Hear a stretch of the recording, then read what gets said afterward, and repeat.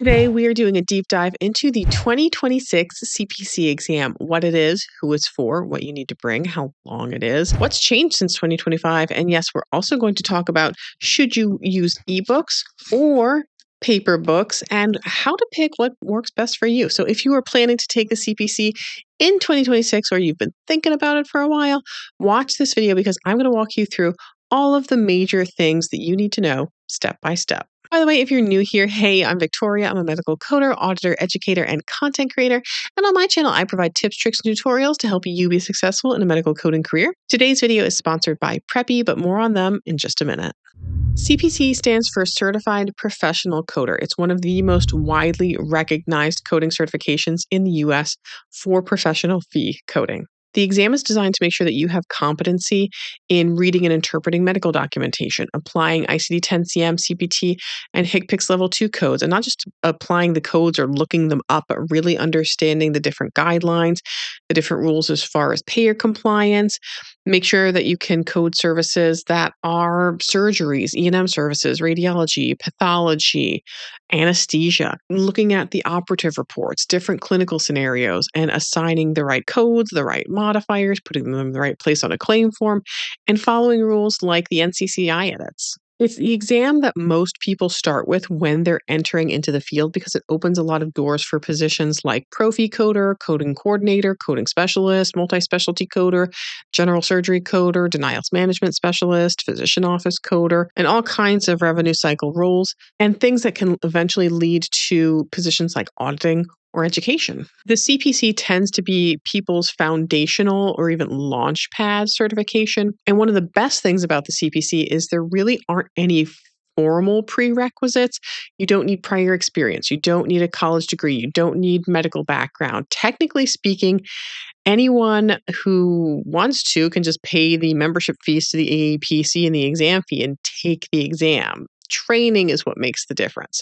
You need to have the appropriate knowledge, and that can be gained through self-study, which I have whole videos about. You could go through a structured training program, a community college, an online program, a tech school, or you can go through Preppy, which is a great option for beginners that want something budget friendly, that's on demand and online and affordable. And you can even just go directly through the aepc.com. But when you pass that CPC exam, if you don't have 2 years experience or the equivalent, you will automatically be designated a CPCA or CPC apprentice until you get that experience or equivalent. I have videos that discuss that though more in depth. Now, that is also one of the reasons that I recommend Preppy, because not only with Preppy do you get a university certificate of completion, you get the proof of the 80 contact hours so that you can remove that apprenticeship status a lot faster. And while they do offer some great payment plans, I can save you extra cash if you use the code CONTEMPO at checkout when you pay in full. You can find out more about a career in medical billing and coding and more about Preppy at my free career masterclass at medicalcodingmasterclass.com. Now, the CPC exam, it can really look intimidating. But once you kind of understand more about the structure and the format, it becomes more manageable, or at least it feels more manageable. So the exam format is it is 100 questions and it is 4 hours. It is multiple choice, and you can choose to take it either at an in-person testing center or via a live remote proctor. It is also open book. The medical codes between ICD-10-CM, CPT, and HCPCS, it's around 100,000 codes, and they're not structured in such a way that it would even be feasible to memorize all of them. So it's open book. You can use your physical books or ebooks. We'll get to that in a little bit later. And you need a 70% overall to pass the exam. Now, as far as what's on the exam, they have the breakdown on the website, but some people have trouble finding it because you do need to scroll a little bit. Where you can find this is if you go to the AAPC website, and you can find this for most certifications. I don't think they have the breakdown for some of the specialty ones, but for most of the core credentials and things, if you go to certifications and go to view all certifications, and then you go to whatever certification you want to see the breakdown of. In this case, we're looking at the CPC. And then you want to go on this left-hand side here and click taking the exam. And once you've done that, scroll all the way to the bottom, and it's going to give you the exam breakdown. So on the CPC exam, it's 100 multiple choice questions. You have to get 70 of them correct. And there's 4 questions on medterm, 4 on anatomy. There is 3 compliance and regulatory, 7 that are just going to test on the coding guidelines, 5 that are on ICD-10-CM, meaning that those questions are just testing on ICD-10-CM. You will see some ICD-10-CM elsewhere. We'll just talk about that. And there's going to be only 3 HCPCS level 2 questions. As far as CPT, they're going to do 6 questions each on the 10, 20, 30, 40, 50, and 60,000 questions. 60,000 series codes. And then there is going to be 6 questions on radiology, 6 on path and lab, 6 on medicine, 6 E&M, 4 on anesthesia, and then 10 cases. The cases may be a mix of anything from CPT, ICD-10-CM, and HCPCS level 2. So it might actually involve all 3. It might involve 2 of them. It might involve 1 of them. But they're a little bit longer of questions. So it might be a whole note or a whole surgical case that they're looking for you to code. If you have the official AEPC practice exams, you might notice that some of those, the cases are fill in the blank. Fill in the blank is not currently, at the time of this recording, planned for 2026, maybe later in the year. But it's one of those things that the AEPC has said they've kind of put on the back burner. It's still being discussed if they feel that it will be a better representation or employers want that more and that they'll feel more confident about the coders they're hiring if they pass the certification exam with fill in the blanks. Or maybe it just protects the integrity of the exam. So it is still in the realm of possibility, but it is a little bit pushed to the back right now. And it might still happen sometime, but the AEPC has indicated they will give us significant advance notice if they decide to add fill in the blank questions. Now, the exam itself, I talked about it, you can't memorize the codes, and the exam is really not even about code lookup as much as applying all of the different guidelines. It's not going to be like these cute little questions that you might see in some of my Let's Code It's where it's like, hey, let's find the code for heartburn. It's going to be much more complex than that. Now let's talk about what you can and cannot bring to the exam, because I don't want anyone to show up with things that they think they're allowed and then find out at the last minute, they weren't really supposed to have those. So as far as your required coding manuals, you need current year or 1 calendar year prior. Current calendar year is preferred of an ICD-10-CM book. It could be any publisher version, AAPC, AHEMA, Optum, Bucks, PMIC, whatever one you want. Any version of ICD-10-CM, current year or 1 calendar year prior. HCPCS, the same, current year, 1 calendar year prior, any publisher version you want. I like the AAPC ones. Your CPT book, however, has to be the AMA edition. That is the only publisher version. They also have to be official copies, so they can't be printed photocopies. As far as your books, you can bring them with tabs in them. I will actually link below these tabs. There's ones that's included and they're fine, but if you want like a specialized coding tab system like the one I have, I will link you below where I get these from. You can have your book highlighted, you can have it notated. However, you won't have any writing tools during the exam. You're not permitted to take a pencil or a highlighter or a pen or anything like that. So while you can bring your book with notes and tabs in it, you can't actively write in your book during the exam. If you're taking the exam at a testing center, there is usually lockers that you can store any snacks or your car keys or your phone or a drink. But in the actual exam area where they have the computers, you can't bring drinks and snacks because people spill things, they get crumbs on things, and they don't know who is going to get crumbs and who is not going to spill. So no one is allowed to bring them. In a lot of the cases, and it depends on the exam centers, you can call your exam center and verify. A lot of them, they'll let you store a beverage outside of that immediate exam area, kind of like a corridor or a check-in area. And then if you need to get a drink or take a cough drop or what have you during the exam, you can leave that area, take your drink, take your ibuprofen, whatever it is you need, and then they will check you back into that exam area. In my case, the last exam I took, they even had like a metal detector wand that they kind of waved on me before they let me back in when I went to take a bathroom break. For the remote proctored exams, you can only have a clear water bottle or a clear cup, and that if you're bringing like a plastic water bottle, it can't have labels on it. So if you're bringing like a bottle of Fiji water or whatever, like you have to have that label removed from it. Other than that, you can only have your books, your ID, and for the remote proctored whatever equipment you're allowed to have. For example, you can use your PC or your laptop, but if you're using a laptop, it still has to have an external webcam because they're going to have you sweep your whole room, check under your desk. I'm sorry, people have cheated in some unique ways, and it is unfortunately necessary. And the webcam then has to be positioned in such a way that they can see your keyboard, they can see your books and your whole workspace and your hands and everything. So it is also recommended to have some sort of tripod or something to have your webcam on so that you can position it that way, because it's hard to do it if you're just trying to stick it on your desk. And I will link below the webcam and the tripod that I recommend as well. You cannot bring in your book any loose pages, any post-it notes. You can have anything that's clearly bookmarking a page, like tabs. You can't have any notes that aren't like already pre-printed in the book. So if you want to print out separate ICD-10 guidelines, that's not permitted.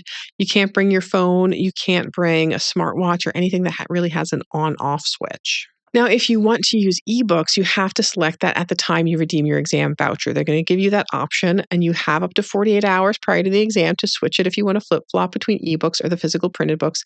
Physical printed books, you have to bring your own. You have to make sure they're the right ones. With the eBooks, you cannot use your own eBooks. You can't even log into your own personal eBooks through the AAPC in any fashion. What they're going to do is they're going to embed eBooks into the exam platform that are the AAPC version of the ICD-10 CM and HCPCS and the AMA version of CPT. They're basically from a shared library, so there's no notes, there's no highlights. You get a nice clean book, but it does also have search functionality, and that is a huge pro, especially because some people have said that they just find the search a lot faster. There's links that you can go immediately to the code instead of having to flip through pages. But a couple of people have noted to me that at their exam centers, they might have monitors that are kind of smaller.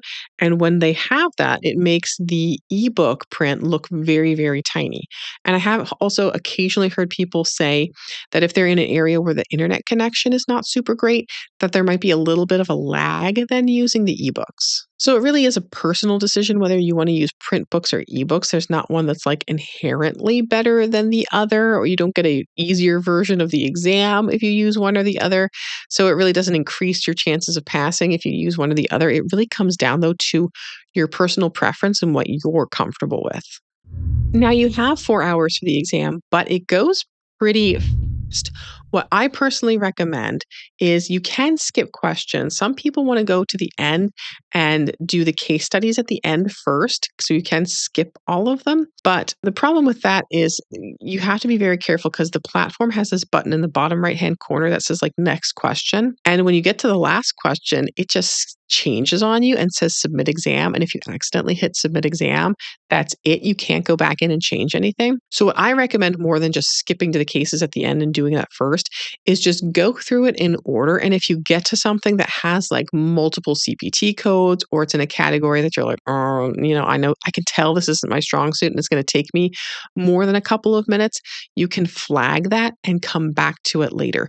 You want to answer those really easy, quick win kind of questions first, things that are like med term that you either know what or you don't, or they're compliance, or they're kind of straightforward, or maybe a simple ICD-10 CM lookup. Like get those out as fast as possible, because every question is worth 1 point, whether it is a question that's really complex and takes you 7 minutes, or whether it's a midterm question that you know in 7 seconds. So bank the easy stuff early.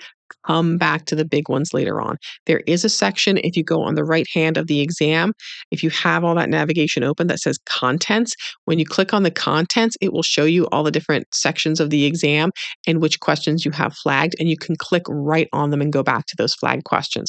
I had someone once tell me that they didn't have that access, that they kept having to click forward or backwards. You don't have to do that. There is a content section. You click on that and it will take you right to your flagged questions. Once you've got that momentum and you know you have time at the end, that's when you want to take on those questions that you know are going to take you a little bit longer.